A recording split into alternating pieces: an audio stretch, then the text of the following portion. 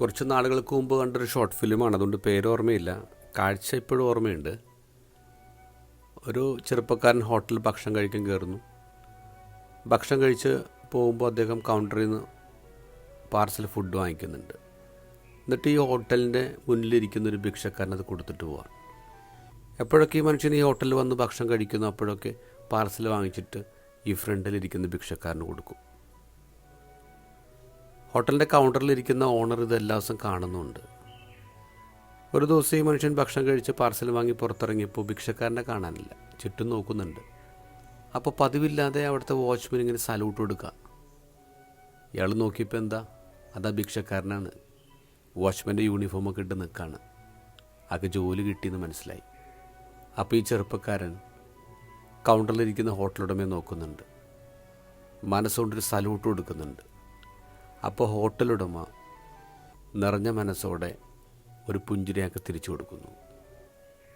ഭിക്ഷക്കാരന് food വാങ്ങിച്ചു കൊടുക്കുന്ന ഈ ചെറുപ്പക്കാരൻ സമരിയക്കാരനാണെങ്കിൽ ആ ഭിക്ഷക്കാരന് ജോലി കൊടുത്ത ഹോട്ടലുടമ സത്രക്കാരനാണ്. ഇന്നത്തെ ഗോസ്പല് നമ്മൾ പലപ്പോഴും സമരിയക്കാരൻ്റെ പിന്നാലെ പോവും, സത്രക്കാരനെ കാണാതെ പോകുന്നുണ്ട്. സത്രക്കാരൻ എന്താ ചെയ്തേ?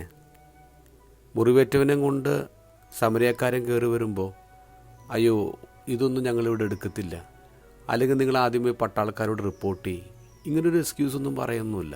ആൾ സത്രത്തിൽ അവനെ സ്വീകരിക്കുകയാണ്. മുറിവേറ്റവനെ ശുശ്രൂഷിക്കാൻ സമരിയക്കാരനോടൊപ്പം സത്രക്കാരൻ ഉറക്കം വിളിച്ചിരുന്നിട്ടുണ്ടാവും. പിറ്റേ ദിവസം രാവിലെ സമരിയക്കാരൻ പോകുമ്പോൾ നിങ്ങൾ കൊണ്ടുവന്നതിനെ കൂടി കൊണ്ടുപോക്കുന്നൊന്നും പറയുന്നില്ല.